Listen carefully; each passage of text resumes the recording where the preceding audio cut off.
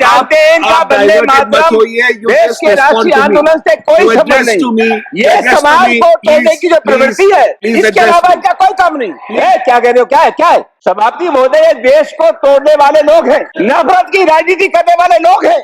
इनका सामाजिक सद्भाव से कोई रिश्ता नहीं है। सभापति महोदय जानबूझ करके देश के वातावरण को खराब करने की कोशिश कर रहे हैं। सभापति जी, ये हर समय इनके दिमाग में हिंदू और मुसलमान के अलावा कुछ नहीं, और नए अवतार पैदा हो गए नरेंद्र मोदी और अमित शाह। इनका विचार ठीक है। सभापति महोदय, इनको रोकिए वरना मुश्किल हो जाएगा। हमें मालूम है ये आपके पुरखे अंग्रेजों के गुलाम थे।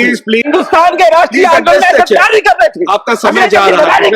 सभापति महोदय, ये हर चीज की परिभाषा अपने सुविधानुसार कर लेते। मुसलमानों के नाम से बुखार आ जाता है, ये किस मुंह से कह सकते हैं? इसी रामलीला के मैदान में जब डॉक्टर अम्बेडकर जिंदा थे तो उन्होंने डॉक्टर अम्बेडकर का पुतला जलाया। ये हालत है। वहां 53 साल तक इन्होंने राष्ट्रीय झंडा नहीं लगाया। ये नागपुर में भगवा झंडा लगाते थे। 3 नौजवानों ने नागपुर में भगवा झंडा की जगह 2001 में राष्ट्रीय झंडा फहरा दिया था।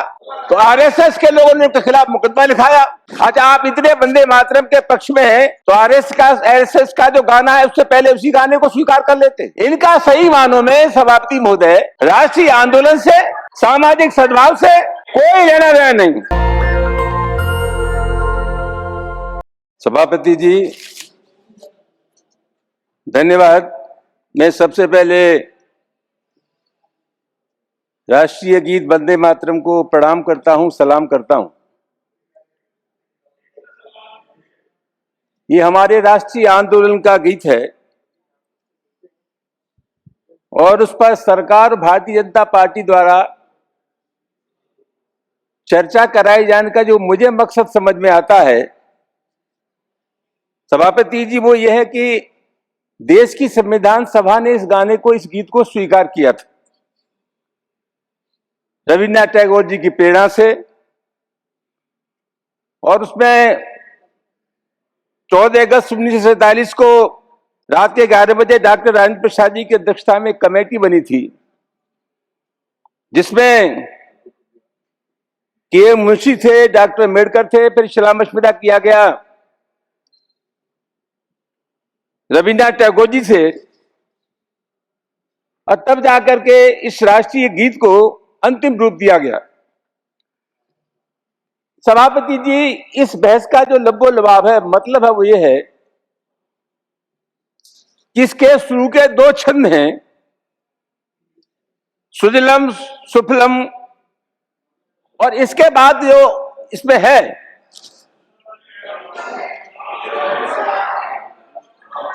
क्या कह रहे हो? क्या है?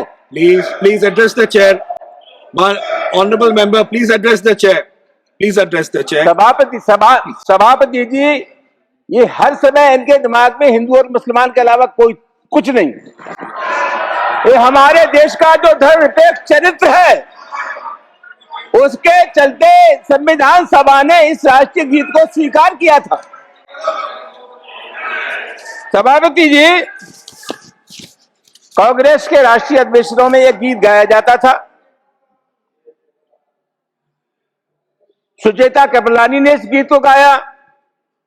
1905 में सरला चौधरी ने कलकत्ता वेदस में इसको गीत गाया। और अध्यक्ष महोदय, 1905 में वंदे मातरम नाम से एक अखबार शुरू किया था लाला लाजपत राय ने। इनको बुखार आ जाएगा, वो अखबार उर्दू में था, आप जानते ही नहीं कुछ। लाला लाजपत राय ने वो समाचार पत्र शुरू किया था। सभापति, में आपके मार्फत निवेदन पहले यह करना चाहूंगा कि शुरू के 5 वर्षों में इन्होंने वंदे मातरम नहीं गाया। अच्छा, आप इतने वंदे मातरम के पक्ष में हैं तो आरएसएस का जो गाना है उससे पहले उसी गाने को स्वीकार कर लेते। इनका सही मानों में सभापति महोदय राष्ट्रीय आंदोलन से, सामाजिक सद्भाव से कोई लेना देना नहीं। Honourable member, please address me. Honourable member माननीय, आप मुझे एड्रेस करें। सर, मुझे संरक्षण दीजिए। ये वो लोग बोल लेते। प्लीज आप बोलिए। ये जानते हैं इनका वंदे मातरम देश के राष्ट्रीय आंदोलन से कोई संबंध नहीं। ये समाज को तोड़ने की जो प्रवृत्ति है Please समाप्ति address बोले, me. Please इसके address अलावा me. इनका कोई काम नहीं। Please address me. Don't address them. Address the chair. Address the chair. सभापति Address जी, the chair. आप बोलिए, आप बोलिए। Please, please. सभापति जी, Continue. Please. सभापति जी, आप बोल नहीं रहे हैं, समय जा रहा है। Please. सभापति जी, मैं ये निवेदन कर रहा था कि राष्ट्रीय आंदोलन में जो लोग थे जिन्होंने देश के लिए कुर्बानियां दी, जो चाहते थे कि हमारे देश का धर्मनिरपेक्ष चरित्र बरकरार है, उन लोगों ने इस राष्ट्रीय गीत को बनाया था, स्वीकार किया था। सभापति महोदय, अब तो मुझे ऐसा लगता है कि इस देश में तय ये हो जाना चाहिए कि गांधी का विचार, सुभाष का विचार, नेहरू का विचार, लोहिया विचार, जयप्रकाश जी का विचार, ये विचार ठीक था, या श्यामा प्रसाद मुखर्जी का विचार, सावरकर का विचार, गोलवलकर का विचार, और नए अवतार पैदा हो गए नरेंद्र मोदी और अमित शाह, इनका विचार ठीक है। सभापति महोदय, ये देश को तोड़ने वाले लोग हैं, नफरत की राजनीति करने वाले लोग हैं, इनका सामाजिक सद्भाव से कोई रिश्ता नहीं है। सभापति महोदय, Honorable member, address the chair. जानबूझ करके देश के वातावरण को खराब करने की कोशिश कर रहे हैं। सभापति महोदय, सभापति महोदय, मैं इनसे ये जानना चाहूंगा, सभापति महोदय, यह हर चीज की परिभाषा अपने सुविधानुसार कर लेते, मुसलमानों के नाम से बुखार आ जाता है। आपको जानकारी है कि आजादी से पहले इस देश में जो विधानसभा के चुनाव हुए थे, उनमें 3 प्रांत थे, बंगाल, सिंध, उत्तर पश्चिम प्रांत, और आपने उस समय ये आरएसएस तो था नहीं, 1925 में आरएसएस बना। Please address the chair. Hindu Mahasabha थी। सभापति महोदय, मुस्लिम लीग ने हिंदू महासभा के साथ मिलकर के सरकार बनाई, और सभापति महोदय, बंगाल की जिस सरकार के मुख्यमंत्री ए के फजलुल हक थे, उसमें इनके सम्मानित नेता श्री श्यामा प्रसाद मुखर्जी उप मुख्यमंत्री थे, जिन्होंने 1951 में भारतीय जनसंघ की स्थापना की। ये किस मुंह से कह सकते हैं? सभापति महोदय, इनको रोकिए, बड़ा मुश्किल हो जाएगा। Please, you address the chair. You address the chair. सभापति महोदय, हमें मालूम है ये आपके पुरखे अंग्रेजों के गुलाम थे। Please address the chair. Address the chair. Hindustan के राष्ट्रीय Please आंदोलन address में the chair. सरकार कर रहे थे। आपका समय जा रहा है. Address the chair. Address the chair. सभापति महोदय, Address the chair. जब नेताजी सुभाष चंद्र बोस ने सेना बनाई तो इन लोगों ने मना किया कुछ फौज में भर्ती न हो। तो जहां तक इनका सवाल है सभापति महोदय, मैं बहुत विनम्रता के साथ कहना चाहता हूं, हिंदुस्तान के संविधान में इनकी कोई आस्था नहीं। जब संविधान बनना था सभापति महोदय, तो इनके लोग फरमा रहे थे कि देश में जब मनु जी का संविधान विद्यमान है तो किसी और संविधान की आवश्यकता नहीं। इसी रामलीला के मैदान में जब डॉक्टर अम्बेडकर जिंदा थे तो उन्होंने डॉक्टर अम्बेडकर का पुतला जलाया। सभापति महोदय, ये हालत है। सही मानो सभापति महोदय, महामन 53 साल तक इन्होंने राष्ट्रीय झंडा नहीं लगाया। ये नागपुर में भगवा झंडा लगाते थे। और सभापति महोदय, सबसे महत्वपूर्ण बात है कि 3 नौजवानों ने नागपुर में भगवा झंडा की जगह 2001 में राष्ट्रीय झंडा फहरा दिया था। तो आरएसएस के लोगों ने उनके खिलाफ मुकदमा लिखाया।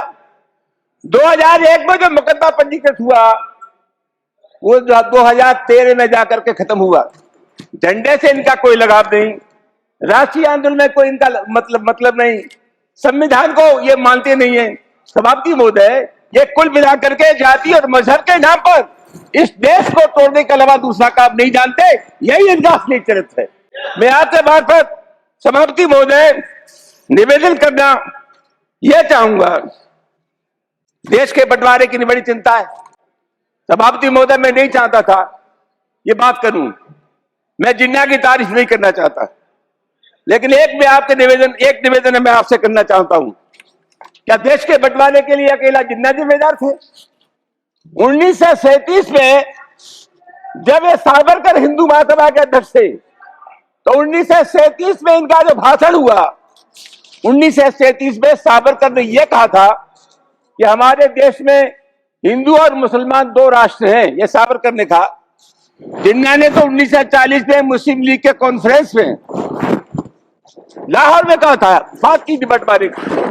और डॉक्टर अम्बेडकर ने कहा, सभापति महोदय, कि वैचारिक दृष्टि से अलगाव हो सकता है जिन्ना में और सावरकर में, लेकिन देश के बंटवारे के सवाल पर दोनों एक हैं।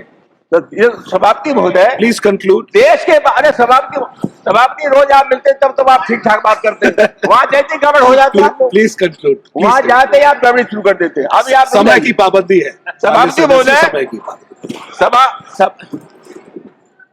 Please conclude.